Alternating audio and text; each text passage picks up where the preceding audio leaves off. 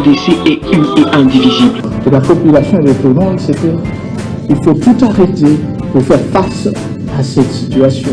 Et que nous ferons de cette terre richement bénie un réel havre de paix, de prospérité et de progrès social.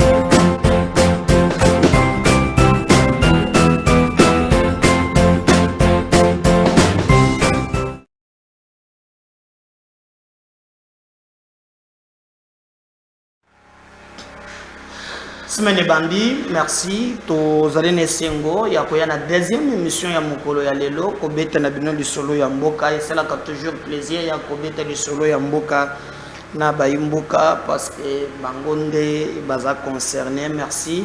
Na bande nyonso bazali ko komela biso partout à travers le monde, na bande nyonso bazali ko sala biso conscience, na bande nyonso bazo partager ba émission na biso.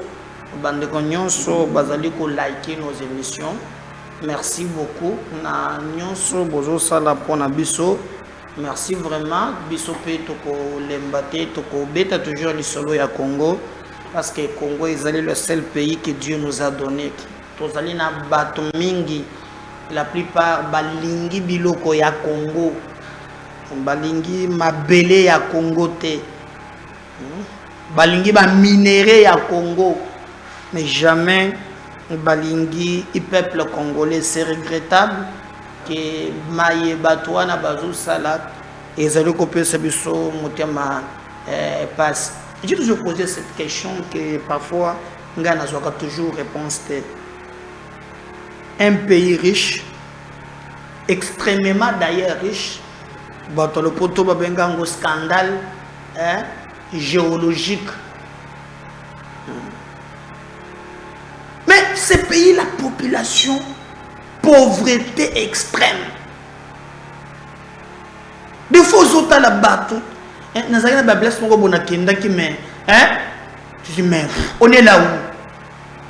Bateau, bazo, zanga même biloko ya miki. Mais il y a des gens quand même. Au bazan Alix, Yakoya.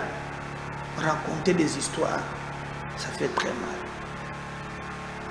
Le Congo, c'est un pays qu'il faut te relever en gros. Qu'est-ce qui nous manque pour le Congo? Réfléchissons quand même pendant 2 ou 3 minutes. Ni les autres zangas qui sont tous dans la richesse. Bat. Oui. Ma capacité. Bon, ici, on définit nos capacités en termes de diplôme. J'ai vu quand même tout le monde pour battre M23 na battu ya ba étranger ndé bazo attaquer mongoli binangao d'abord zoloba français na ton ya tiluba ya na lo bango na ton ya anglais ndé mo ko mi ko bebse na mbanga yeah non mais ça produit quoi biloko wana Moutoune Zakamo, Bana Babomi Congo, Bana Bachayer, Bana Baefe, ou Batamu Sagamaki, ou bien Bakopera. D'ailleurs, n'a pas mesure moko, au Bazueli Bango, Batun dans la vagabondage na ville, Bakokanga Bango. Et je dis maintenant que Bapetin nous juste besoin de brouillaka, attends ça va papier mouchoir, attends ba makinaye, ça la boye, ba policier bazu shida. Mais parce que l'État y a beaucoup qui les misala combien? L'État congolais a quel misala boni? Donc il y a des choses où quand vous regardez, parfois ça vous révolte. Ça vous révolte. Et les débats, c'est autour, il y a le français, le anglais, le français, il y a Mitterrand. Mais chaque année, le nombre de chômeurs, chaque année, venez même circuler, Bamzela, tous les ingénieurs, na usage unique. Nzela, Oyo, Basala, Gassala, Kataba, 20 ans, Oya, Bissoki, Bambi, Nzela. Donc, moyen T. Et chose grave, au commun que même l'économie Yamboka, entre les mains des expatriés. Les Congolais sont dans la diaspora, ils ont une expérience, ils ont une expertise. Diaspora, ils sont dans la diaspora, il y a Pamba et Zali. Il y a une femme de la Gaga qui finit sur Internet. Mais il y a des gens qui ont outils quand même que non. À cause de la utile Namboka, il peut bazali. Combien m'appellent? Ayaki na projet, na makambo ya nzela, na makambo ndeko kutu mususu ofuti na biye na ye, aye awa. Po atre atala maye matali makambo ya nzela. Mais nini amonite? Nini amonite? Mais akomi amonike babandaki ko atake ye. Ko bebisa misala na ye. Alors, on n'a pas compris pourquoi Bandeko Mususu bazo continuer tilelo kozala na bizaleliwana oyekoki non seulement ko aider Congo mais totika na ba makambo o ezali anormal. Ça nous de travail pour relever le Congo. Mondele mon côté, Sud-Africain mon côté, hein, Canadien mon côté, Akoya ou non, biso moko. Un intellectuel, c'est pas celui qui parle français milaïté, mais en monto yo atala la situation mbokana yazali et il apporte des solutions. Tozan a besoin ya batoa na bande konangai. Regardez comment à l'est, comment on tue nos frères. Regardez. Mais vous avez des politiciens, bazalaka ba intérêt moko égoïste. J'ai posé la question.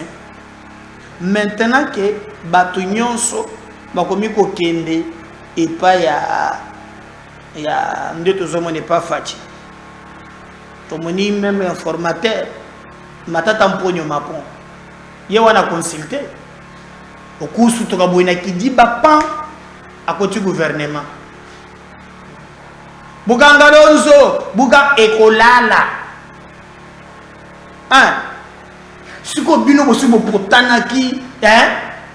un finganaka, bapia matata, chilombo, chilolo, boye. Les lots matata consulté. On va vous imposer silence. Donc, à Koko Masuga un bon gestionnaire, Bukangalozo Longwe et Kwei. Donc, c'est pour vous dire à quel niveau, donc, Bato, Bazalina, Makanisia Mabe. Donc, travaillons vraiment pour être des politiciens, ba manipuler la kabisoka kate. Fumon pas yawanat. Fumon pas. Vérité désirine, vérité désirine, vérité désirine. Pourquoi il y a comment ça se vérité désirine, ou vérité désirine. N'oubliez le noir. Il n'est pas Kaouyani. Et quand il va changer, après il s'est pourquoi changer, la politique est dynamique. Mais Binoka Kasimawana. Oh, Tokufa pour la Mapon. Ça vous mettra en difficulté. Moi, j'assume toujours mes convictions. Moi, je me bats pour un Congo. Naïb Sakabino que le mal est de tous côtés. Au cause où on a union sacrée, au cause où on a opposition, au cause. Quand vous prenez Moutuloko là-bas, il est capable de manigasser na Kadima. Tu sais que moi, je pensais que l'élection va y avoir il est capable de manigancer avec Kadima. Pour Nanine, Bazwa Neve na ye azuité, azana 200 voix. Mais Ngaï a déposé du Bosso pour 4000 voix sans qu'il n'ait pas PV. Même liste, et Moutou a boyé, lobby côté à Félix. Pour quel intérêt? Est-ce que vous comprenez comment Bato Bazo Boubakamboka?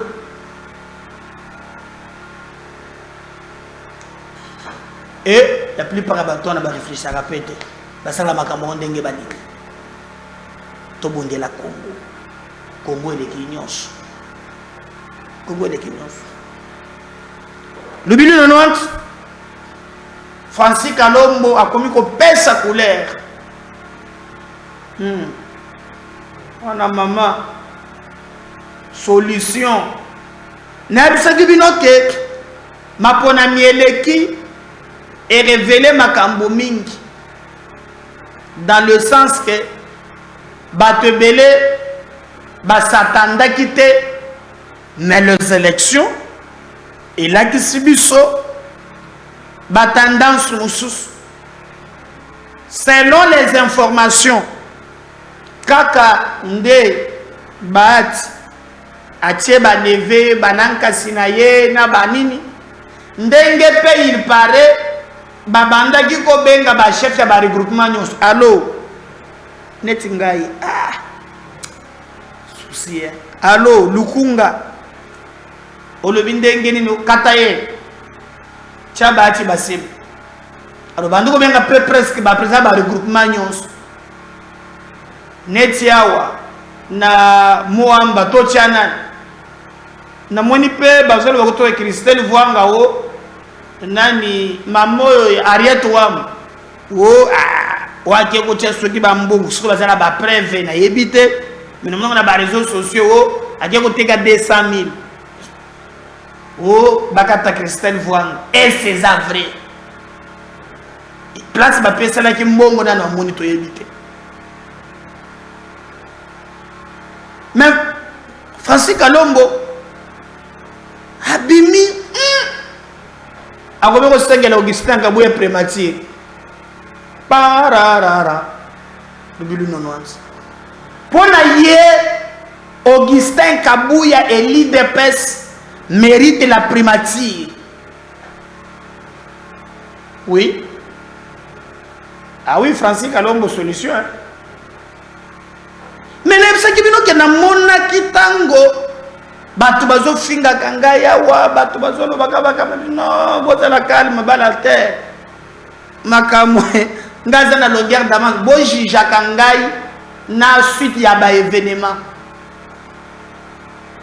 pour na Francis Kalombo bo matabo ki tali Augustin Kabuya na ye muntu asimba yete yende premier ministre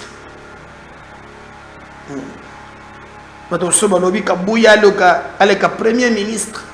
C'est que Congo a la chance. Mon Congo a la chance. Ni bacha yo, bacha no kona yo. Pour Congo a la chance.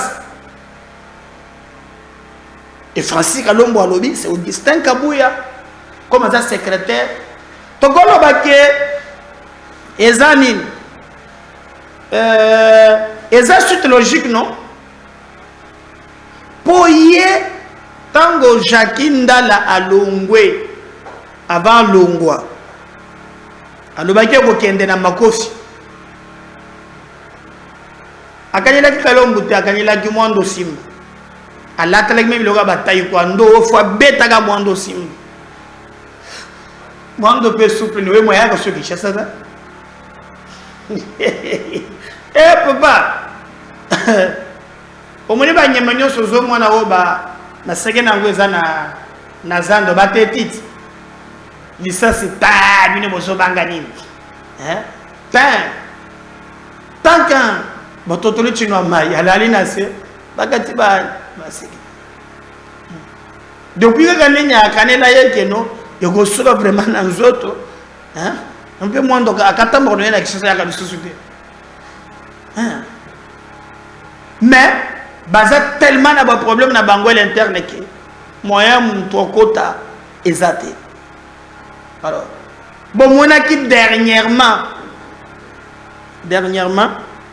Tolanda qui et l'autre ici c'est qui, Mwando, ayena magamone ba tribalisme wana.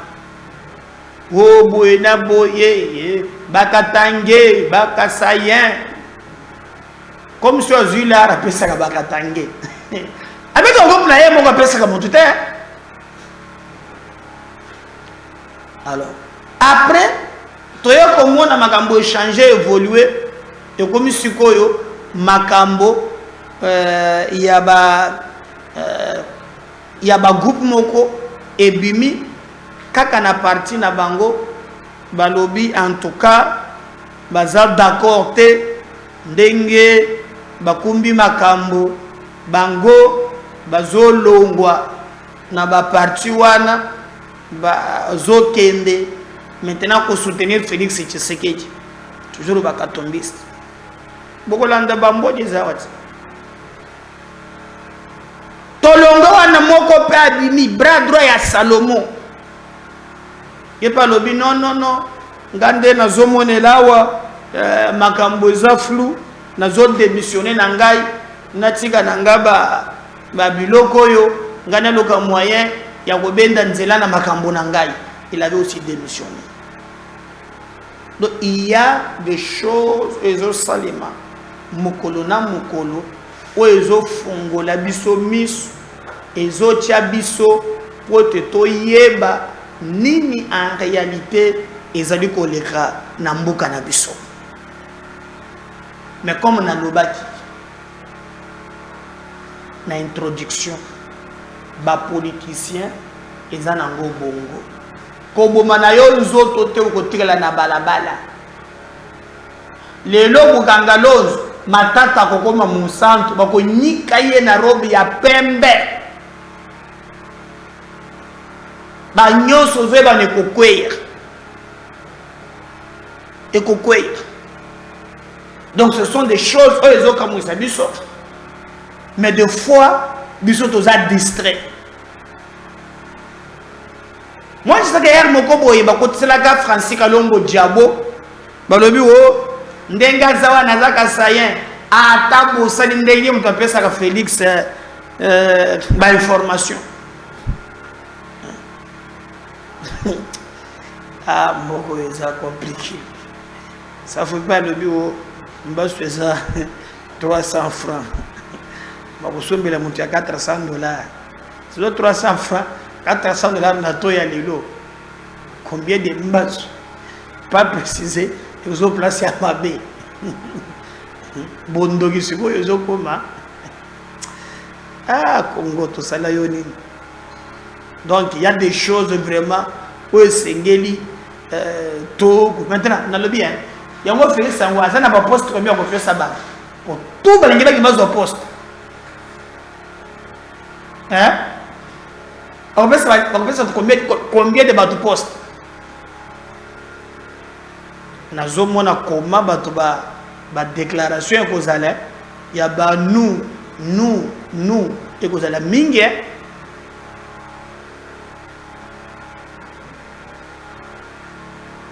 Attendons voir, on va voir ce que ça va donner. Mais nous on observe, on regarde, makambo entre les lignes pour vous dire en réalité ce qui se passe. Mais est-ce que Francis Kalombo a kokota na union sacrée? Il va que tout mi pas jouer en bagabango sur na cho, akomi loko la kabila. Chombo akomi ya babango na pasi. Abimika kamikolonda batuite na camarade na ya na rébellion Adam Chalo.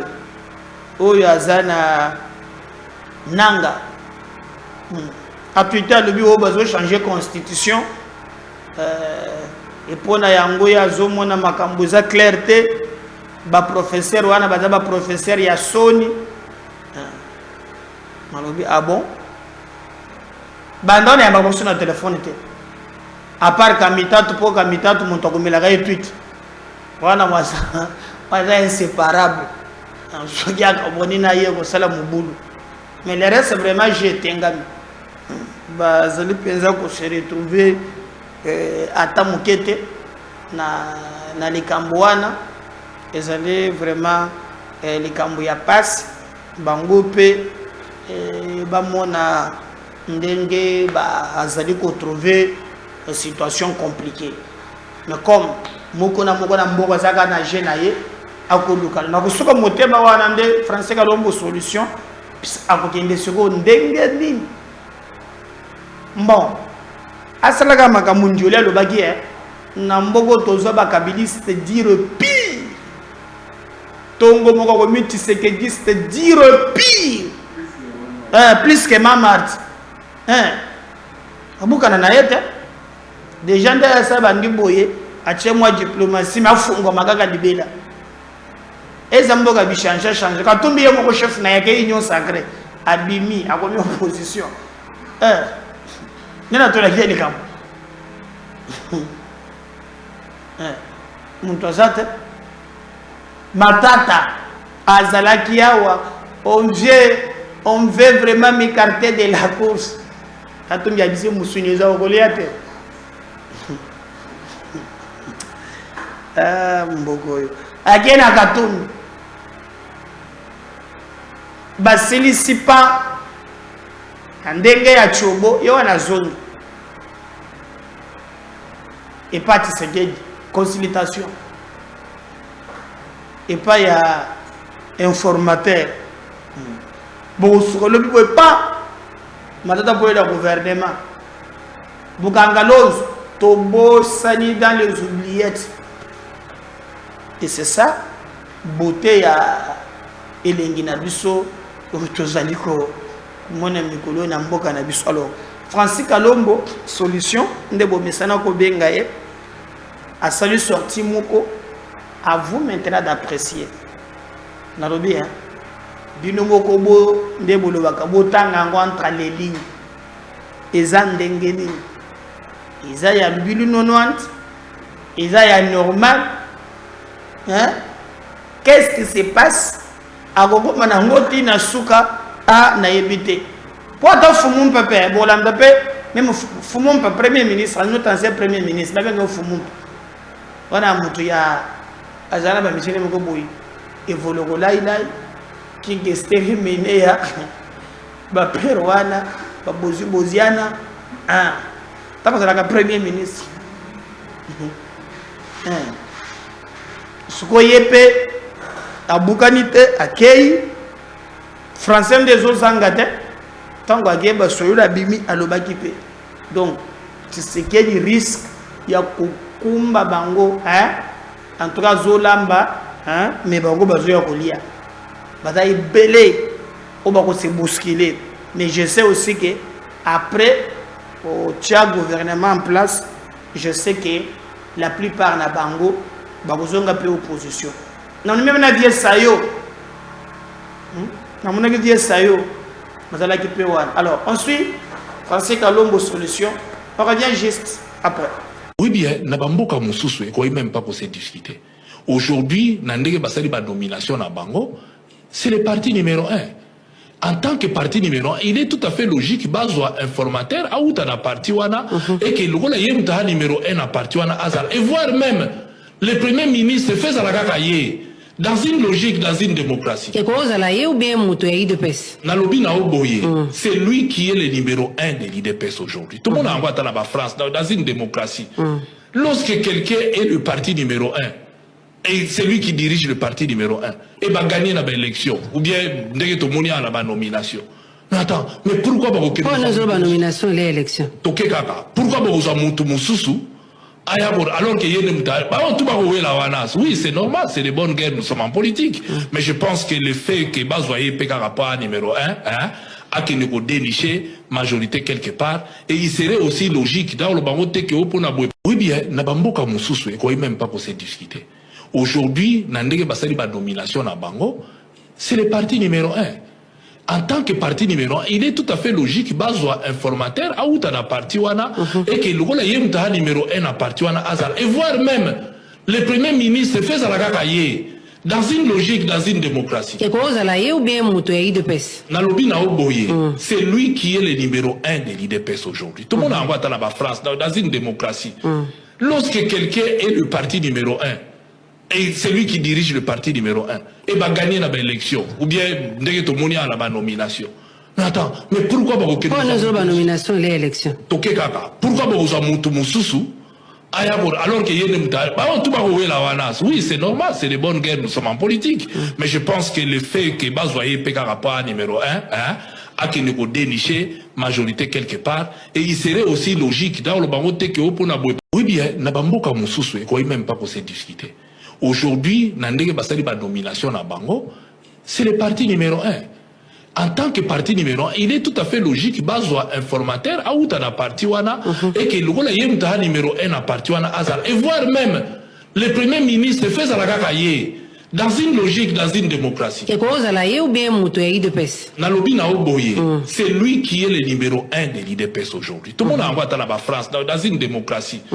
Lorsque quelqu'un est le parti numéro 1, et c'est lui qui dirige le parti numéro 1, et va gagner la élection, ou bien dès que tout le monde a la nomination. Non, attends, mais pourquoi pas que la nomination et l'élection? Pourquoi pas alors qu'il y a oui, c'est normal, c'est des bonnes guerres, nous sommes en politique. Mais je pense que le fait. Ah, il y a Congo et Angout. Hein? Masaya Mokote, mais bon, vouloir y être Bamoussou Bango, Bolanda Pebango. Bamoussou Bango. Déclaration politique des collectifs des députés nationaux, provinciaux, des partis politiques de l'opposition, Ensemble pour la République, Envol et LGD du 27 janvier 2024.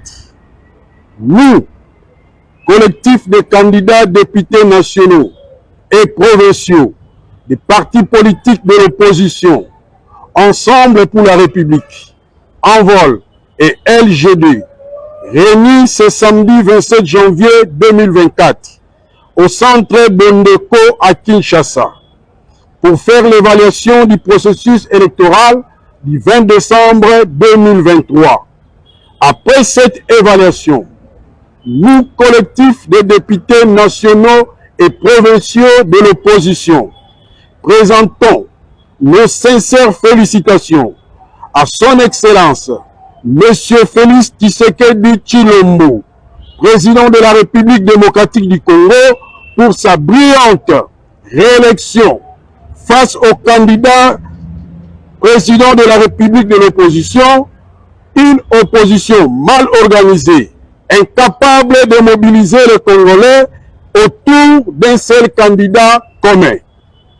Par la même occasion, nous saluons les discours prononcés par le chef de l'État lors de son investiture, en appelant l'opposition congolaise à travailler avec lui. Un message d'un patriote rassemblé pour le renforcement de l'unité nationale.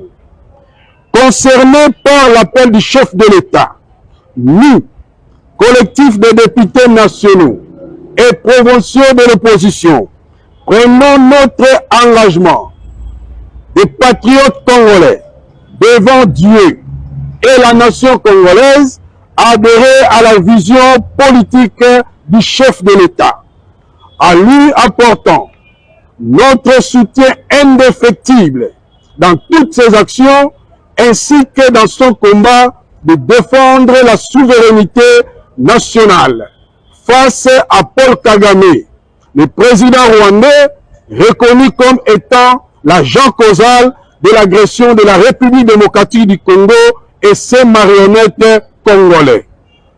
À cet effet, nous, candidats, députés nationaux et provinciaux de l'opposition, soucieux de notre propre destin patriotique, à œuvrer pour la paix, la consolidation de l'unité nationale autour d'un leadership fort incarné par le président de la République démocratique du Congo, son Excellence Félix Tshisekedi Tshilombo. Décidons en âme et conscience de la création d'une plateforme politique dénommée Mouvement des Patriotes Congolais Engagés, en sigle MCE. Eu égard à ce qui précède, le Mouvement des Patriotes Congolais Engagés lance un vibrant appel aux jeunes dont leurs ambitions sont encore étouffées par certains leaders de l'opposition et leurs proches collaborateurs de se joindre à nous, afin de travailler avec le chef de l'État pour la transformation d'un Congo nouveau. Au chef de l'État, son Excellence M. Félix Tshilombo, votre message à la nation congolaise, lors de votre investiture, en appelant l'opposition à travailler avec vous, ce dernier a été reçu 5 sur 5 par nous les patriotes congolais, dont nous nous assurons notre soutien total au nom du mouvement des patriotes congolais engagés. Que vive la République démocratique du Congo et le NCPR, je vous remercie. Déclaration politique des collectifs des députés nationaux, provinciaux, des partis politiques de l'opposition, Ensemble pour la République, Envol et LGD du 27 janvier 2024. Nous, collectif des candidats députés nationaux. Voilà, j'espère que Wana Bolandi toujours dans le même lancé. Et pas y a Fati Bebo. Bebo, Foumoum. Tourne chez le coiffeur. On y va. Nous allons chez le coiffeur. L'ancien Premier ministre Adolphe Muzito, leader du parti politique Nouvel Élan, a répondu effectivement à l'invitation de l'informateur et les deux délégations ont eu un échange enrichissant. L'ancien Premier ministre Adolphe Muzito et sa délégation du Nouvel Élan ont présenté justement ce qu'ils ont en termes de réforme, c'est-à-dire ils ont esquissé le programme que l'ancien Premier ministre avait présenté pendant toute la période de la campagne électorale. Et nous avions également suivi la présentation de la mission de l'informateur et les deux partis plutôt s'y sont mis d'accord autour d'un certain nombre de points par rapport à la marche de la République, par rapport aux réformes que nous devons engager pour faire avancer la République. Et pour le reste, je crois que nous réservons la primeur à l'informateur puisque, comme vous le savez, selon l'article 78, il est appelé à présenter le rapport de sa mission au président de la République et nous pensons que lors de cet exercice, il va devoir décliner le contenu de tout ce qu'il va avoir auprès de chaque délégation qu'il est en train de recevoir. Je crois que, comme vous le savez si bien, c'est que c'est une mission qui est constitutionnelle. Nous étions allés aux élections, il n'y a eu aucun parti politique, moins encore un regroupement qui a pu obtenir une majorité absolue, ce qui fait que le chef de l'État ne pouvait que passer par un informateur pour pouvoir matérialiser une coalition qui doit mettre en place une majorité parlementaire, laquelle va lui permettre d'avoir un instrument. Et l'instrument ici, c'est le gouvernement qui va lui permettre justement de matérialiser sa vision. Et pour ça, nous pensons que nous ne pouvons que donner toutes les chances à cette démarche de l'informateur, à cette mission de l'informateur, de manière à ce que dans le délai imparti, qu'il fasse son rapport au chef de l'État, de manière à ce que nous puissions avoir une équipe qui va devoir conduire la République selon nos attentes, les attentes de la population. Comme vous le savez, elles sont multiples et nous voulons une équipe gouvernementale qui va prendre à bras le corps justement ces différentes préoccupations et ces différents problèmes de notre peuple. La garantie, c'est qu'Adolphe Muzito est un républicain. Il a toujours défendu les valeurs de la République, il a toujours été aux côtés de notre peuple et aujourd'hui, répondre à l'invitation de l'informateur nommé par le président de la République, M. Antoine Tshisekedi, Félix Tshisekedi, je pense que cela ne lui écarte pas de cette vision qui consiste à préserver les intérêts de la République. C'est ce qui est important. Tout ce que nous faisons, si ça ne rime pas avec les intérêts de notre peuple, je pense que ça serait inutile. Donc ici, le fait pour nous d'avoir répondu positivement à l'appel, à l'invitation de l'informateur, c'est justement pour montrer ses côtés républicains, matérialiser cette démarche qui consiste à donner à notre peuple une élite, mais surtout une équipe, une classe politique censée prendre ou mettre en avant les intérêts du peuple et non nos intérêts égoïstes. Voilà. Je crois que Wana Bolandi et Zalipe Fumumpa, mais c'est ça Fumutema. Abimite, Bouera sur solution à Zoueli Bino. Daniel Toké. Mbasso Zara 300 francs.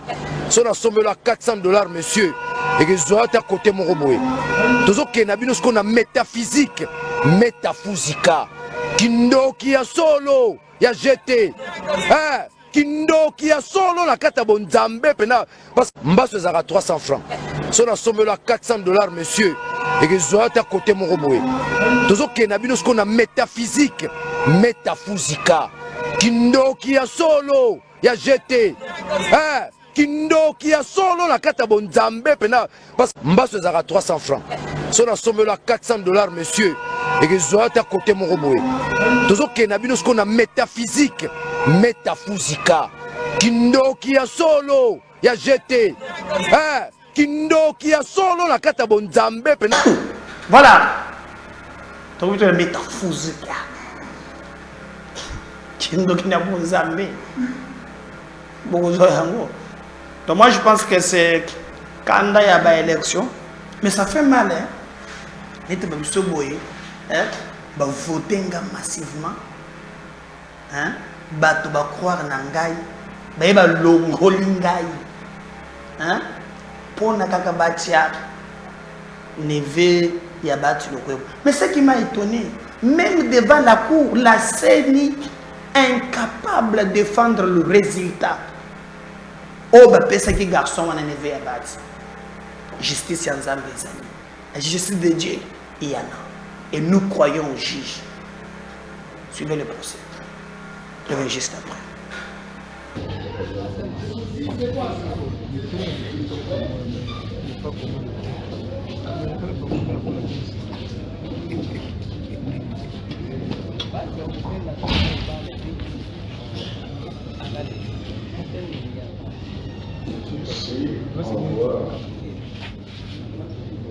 C'est AFDCA. Comment je fais AFDCA contre ma participation?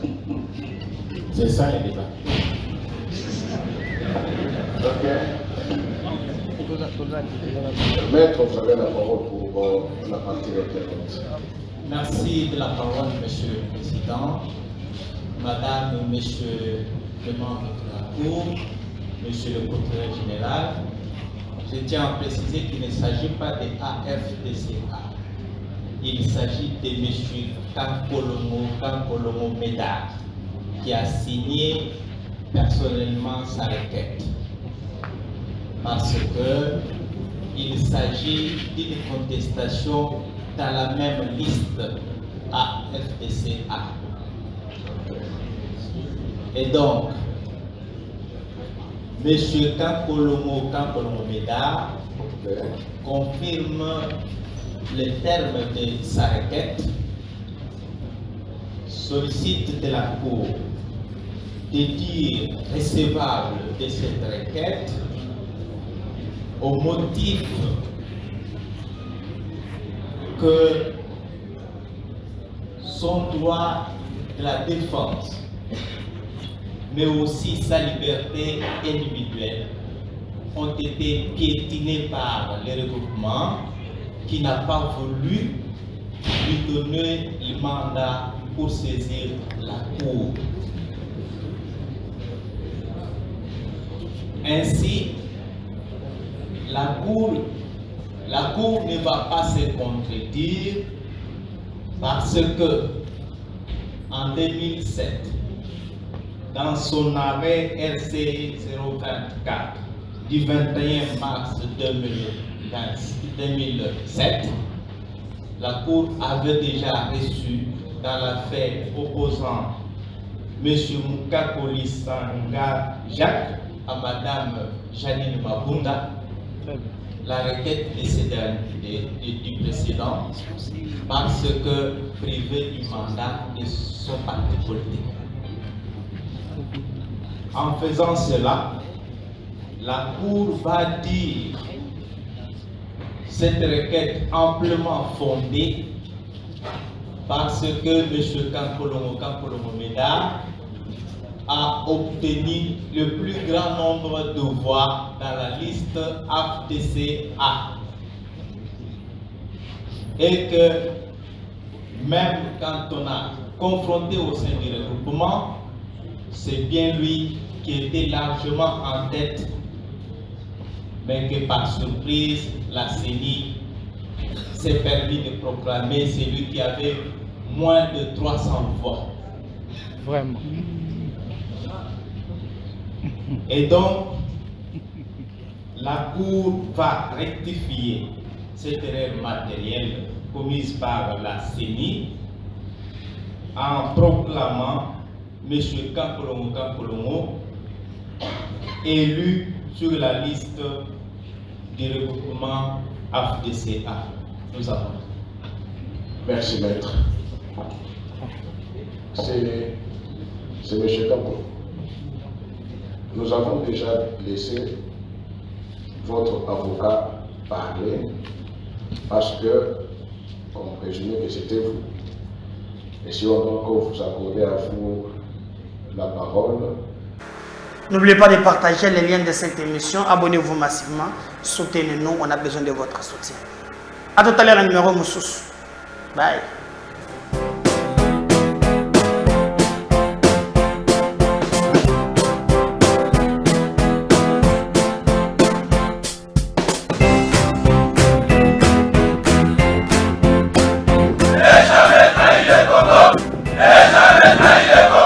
La RDC est une et indivisible. Et la population répondante, c'est qu'il faut tout arrêter pour faire face à cette situation. Et que nous ferons de cette terre richement bénie un réel havre de paix, de prospérité et de progrès social.